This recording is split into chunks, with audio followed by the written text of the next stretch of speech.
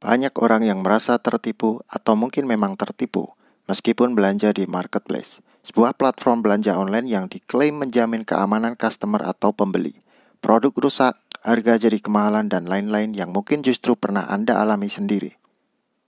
Selamat datang di channel Detektif Instagram. Di video kali ini saya berbagi tentang apa saja kecurangan yang dilakukan oleh oknum seller atau penjual atau supplier di marketplace, baik itu Tokopedia, Shopee, Bukalapak, dan lain-lain. Biar gak kelamaan bisa langsung cek yang berikut ini. Tapi pastikan Anda sudah klik tombol subscribe dan loncengnya agar tidak ketinggalan tips trik yang pasti berguna untuk Anda dan orang-orang terdekat.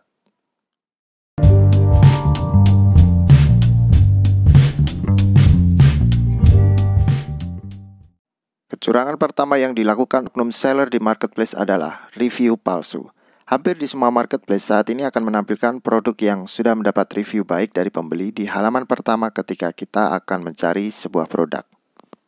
Nah, para oknum seller curang ini sengaja membuat review palsu agar produk mereka muncul di halaman pertama yang membuat potensi dibeli lebih tinggi, dan juga untuk meningkatkan kepercayaan calon pembeli ketika melihat produk mereka. Cara yang biasa mereka gunakan adalah memposting produk dengan harga sangat murah. Bisa Rp500, Rp1.000, dan sebagainya. Tujuannya untuk mereka order sendiri agar mereka bisa memberikan review di produk tersebut. Saya kalau pas banyak waktu dan melihat produk-produk itu, biasanya saya klik report ke CS-nya dengan alasan harga tidak wajar. Ciri-ciri umum review palsu adalah menggunakan kalimat yang hampir sama di review. Produk bagus, recommended seller, tepat waktu, dan lain-lain. Ciri selanjutnya biasanya review produk tersebut berisi bintang 4 atau 5. Ya, tentunya mereka tidak mungkin mereview sendiri dengan bintang 3 ke bawah. Ciri lain adalah namanya pendek dan sama di beberapa produk. Misal produk A ada review dari Yudi, produk B, C, D, dan seterusnya ada juga review dari Yudi. Ciri terakhir yang saya tahu dari review palsu adalah review tidak menggunakan foto. Tidak semua review tanpa foto adalah palsu, tapi review palsu sering tidak menggunakan foto. Solusi menghindari kecurangan ini adalah cek review di beberapa produknya. Cek ulasan di beberapa produk di toko tersebut. Jika muncul ciri-ciri di atas, maka perlu diwaspadai. Kecurangan kedua termasuk cara lama, tapi sampai hari ini banyak pembeli di marketplace yang tidak menyadari atau tidak memperdulikan. Adalah menaikkan berat produk. Harga bisa murah tapi beratnya lebih tinggi. Aslinya berat produk hanya 1 kg, ini jadi 2 kg. Tujuannya jelas untuk mengambil untung dari selisih ongkir. Ya, kalau hanya sejabodetabek hanya 9.000 per kilo. Tapi bagaimana kalau yang order dari Papua, ongkirnya bisa 150.000 per kilo. Solusi dari kecurangan ini adalah dengan cek produk yang sama dari toko lain. Kalau beratnya berbeda, kemungkinan besar seller tersebut curang. Dan biasanya dalil mereka adalah terkena volumetrik dan lain sebagainya. Kecurangan berikutnya, ini khususnya untuk teman-teman dropshipper harap waspada, yaitu kecurangan tidak aman dropship. Ada dua bentuk. Yang pertama, mengambil data pembeli. Dengan mempunyai database pembeli, mereka akan mengirimkan penawaran produk di toko mereka ke pembeli kita. Penawaran mereka tentunya lebih murah harganya dan membuat kita kehilangan pelanggan. Solusinya adalah dengan cek reviewnya. Dropshipper yang pernah mengalami kecurangan ini biasanya akan menuliskan di reviewnya dengan bintang 1 dan kalimat misalnya toko ini tidak aman dropship.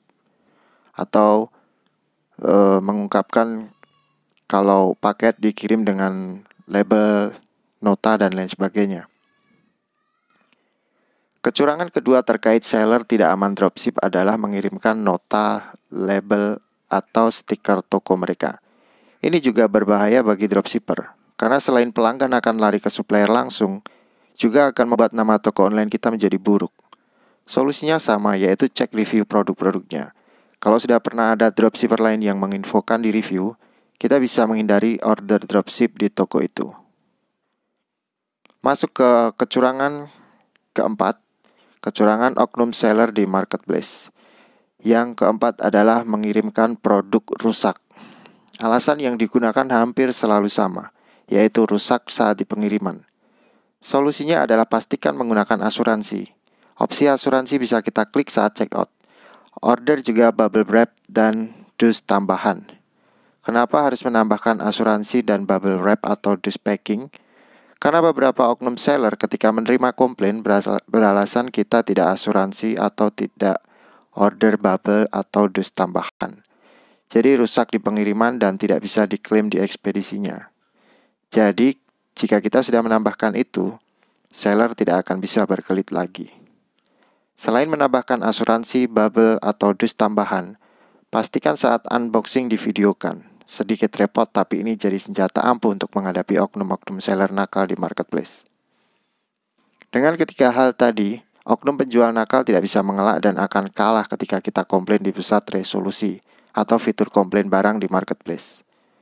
Kecurangan oknum penjual di marketplace yang terakhir atau kelima adalah foto produk tidak sesuai atau tidak real pic. Foto yang bagus resolusinya, bagus pencahayaan dan warnanya sehingga membuat sebuah produk menjadi lebih menarik di foto, sebetulnya adalah hal wajar dan sah saja.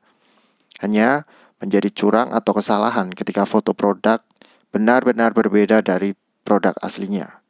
Bisa berbeda jenis kain, detail motif, atau spesifikasi fitur, ukuran, bahkan bentuk yang benar-benar berbeda. Biasanya para oknum seller nakal ini asal menggunakan foto dari Google tanpa cek kesesuaian antara foto produk dengan produk aslinya. Solusi yang bisa kita pakai adalah cek review dari pembeli yang mengirimkan foto produk. Foto produk yang dikirimkan pembeli sudah pasti real pic dan tanpa editan. Jika kita rasa sesuai, bisa kita lanjutkan order. Dari pembahasan kali ini, inti dari belanja di marketplace adalah pastikan menambahkan asuransi, bubble wrap, atau dus tambahan. Selalu cek review-review dan info produk dengan jelas, biar lebih aman juga order di toko yang menyediakan pengiriman via ojek online. Artinya toko ini bukan dropshipper. Dan yang terakhir adalah videokan unboxing, agar menjadi senjata yang ampuh jika kalian mengajukan komplain. Dan juga jangan pernah klik konfirmasi barang diterima jika produk yang kalian order belum sampai di tangan dan atau benar-benar baik kondisinya. Tambahan untuk review negatif dalam sebuah produk. Cek review-review lain agar lebih objektif penilaian kita. Yang paling dominan dan berkorelasi adalah review asli. Review kontradiktif bisa jadi review palsu dari kompetitor untuk menjatuhkan toko tersebut.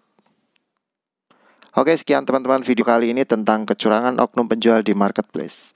Jika ada yang kurang, bisa kalian tambahkan di kolom komentar agar menjadi pembelajaran juga untuk teman-teman yang lain.